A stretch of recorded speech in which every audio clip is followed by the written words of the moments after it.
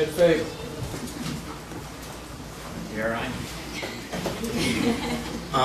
First of all, my name is Eddie Fava. I'm an architect. I live at 24 and I agree with 95% of everything you all are saying.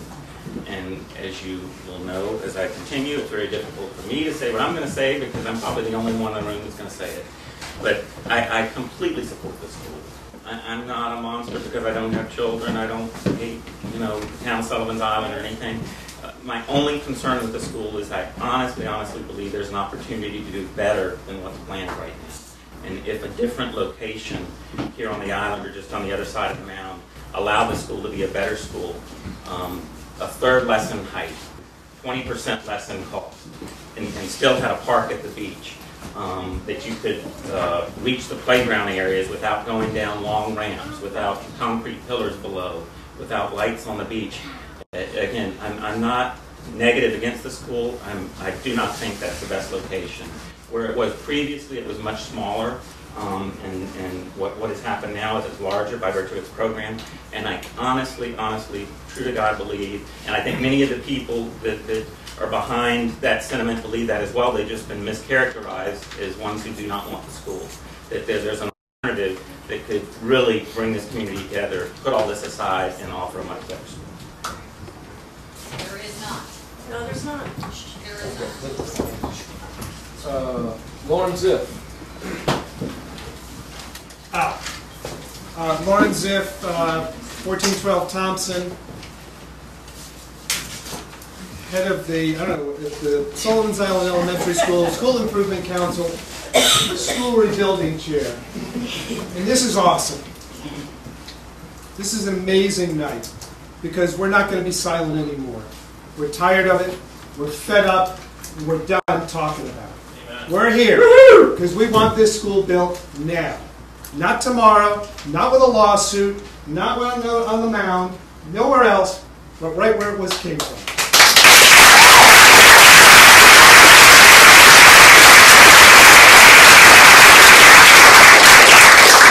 We're fed up about talking about how high it is, how big it is, the playgrounds, the view from the beach, which you can't see, stormwater permits, and going back door to try to find a way to kill this school. And we're not going to be silent, and we are the majority, and you better hear us now because we'll be at any meeting, any time, to show our support for this school and this community. And this community is a lot bigger than Sullivan's Island. It's about the Isle of Palms, it's about Mount Pleasant, it's about East Cooper, and it's about a discussion about helping our children. And that's what this is about, and that's what we value in this community. Yes. And it's enough talk about everything else that's been vetted. And I love my biggest supporter.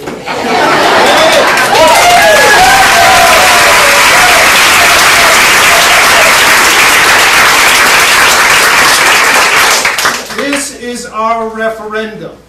We're voting tonight. We're here. We're out the door. We'll double the size of this. We'll triple it. And you know what? There's one person that's saying this isn't the perfect school. It's 95% perfect. Well, that's good enough for me. I don't see the 270 people who signed this petition here. I don't see anyone speaking. It's really definite. We're done. This is our referendum. Let's get this bill, and let's thank our council for being resolute and solid and strong and passionate about educating our children and helping this community move on. And thank you all for all you do to make our community better.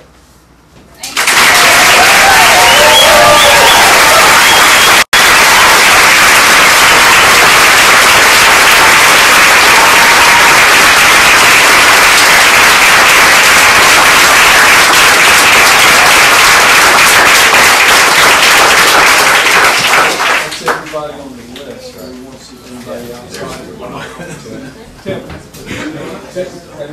list. Is anybody outside? Let me check.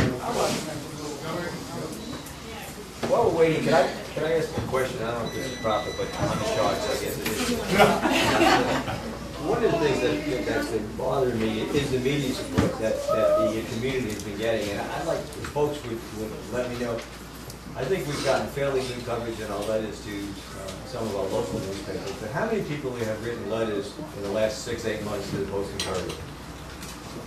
How many have gotten published? One. We didn't hear that. What I want to know is how many people have written letters to the Post and Courier in the last 6 or 8 months and weeks? And there's 30, 35, 40 people? I know I've written a bunch. I probably have half that number. And how many have been published that we know? 2. I mean, I think that's something that we need to make public. Let the editors of the Post and Courier know that we believe, at least I believe now, I think the rest of you believe, that their reporting has not been fair, has not been equal on this issue. And I think the facts we just got tonight prove it, so I appreciate that. Are there anybody else?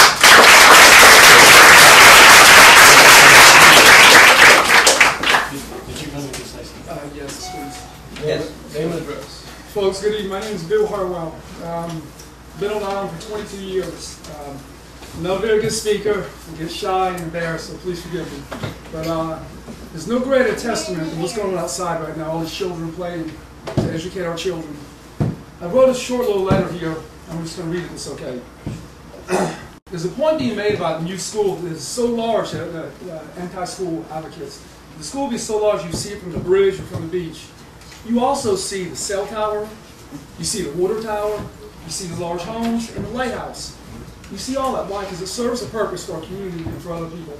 So the part about the school being so big, from the bridge and the beach, that just doesn't make any sense. What is more important than how a school to educate our children, a safe, new, improved school? So I don't know what's more important. That Sullivan's Island has been rated among the best schools along the East Coast. For years and years it's been this way. And now all of a sudden his legacy may stop to these anti-school advocates, larger school. Folks, we can't let that happen. I think it should have a chance to continue on. The island is not like it was 20 years ago. There's been a lot more homes developed. There's been more families and children live on the island. Just as a church or a business would expand if its membership were to grow, that should a larger, new, improved school. The island's not like it was. We need to expand and grow with the times. A few of the smaller school advocates' children were given an opportunity to receive a first-class education on Sullivan's Island, but now they're against the new, improved, larger school. For me, that's a lot of hypocrisy. They were given a chance to be raised here on this wonderful island, but now our children can't because we built a school a little larger. In nearly every community, the largest building is the Port Public School. Many families moved to Sullivan's Island because of excellent higher learning Sullivan's Island Elementary School. If the smaller school advocates prevail, what message is sent to potential home buyers, families that wish and dream to raise their children and educate them on this island? Folks, it's really nice to see everyone like this with passion, and I hope to God and pray that we will prevail and build a school. And again, there's no greater testament to see what's going on outside with all these children out here. So, thank you.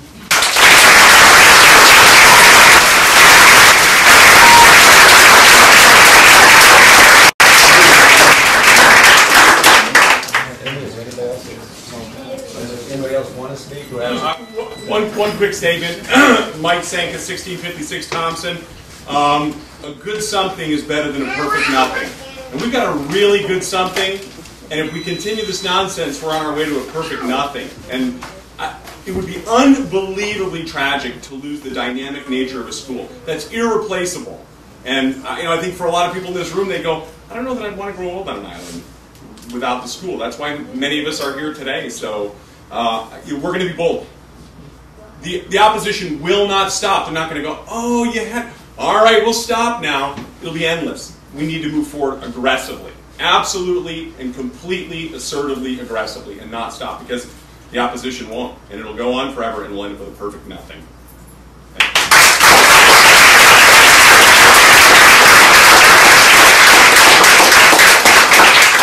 Anybody else who hasn't signed up once?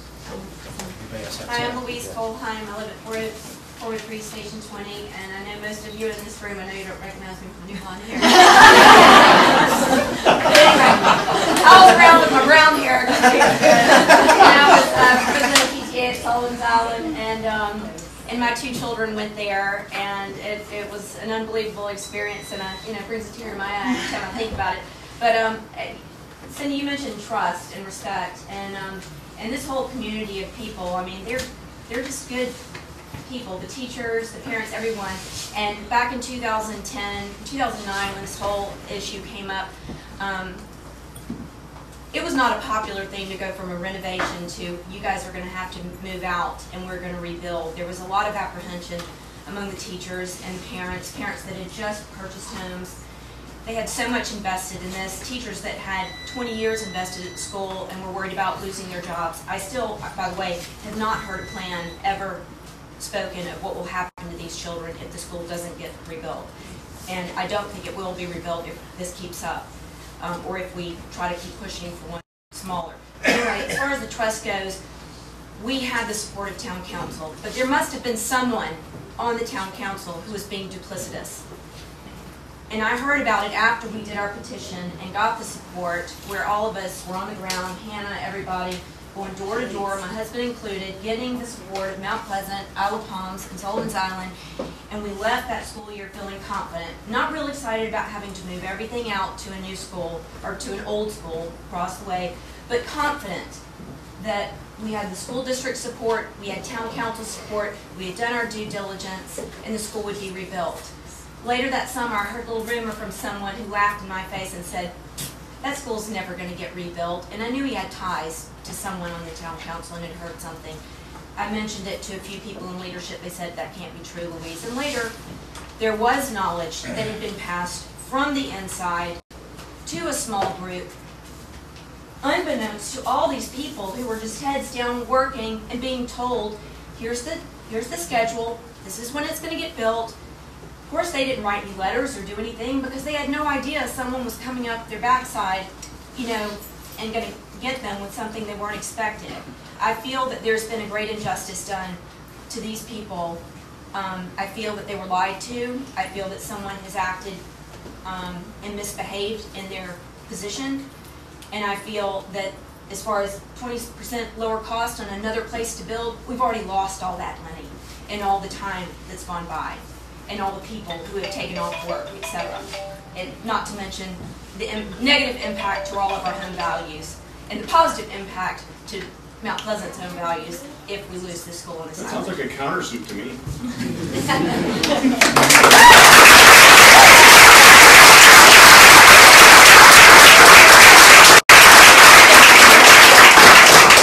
Anyone else did not sign up that wants to talk? I just have one question, I think. Say your name. Rhonda Sanders, 1411 Thompson. I have a fourth grader and he will never see the inside of the school, probably. But I would like to know where the mayor and the critics would like to send these children.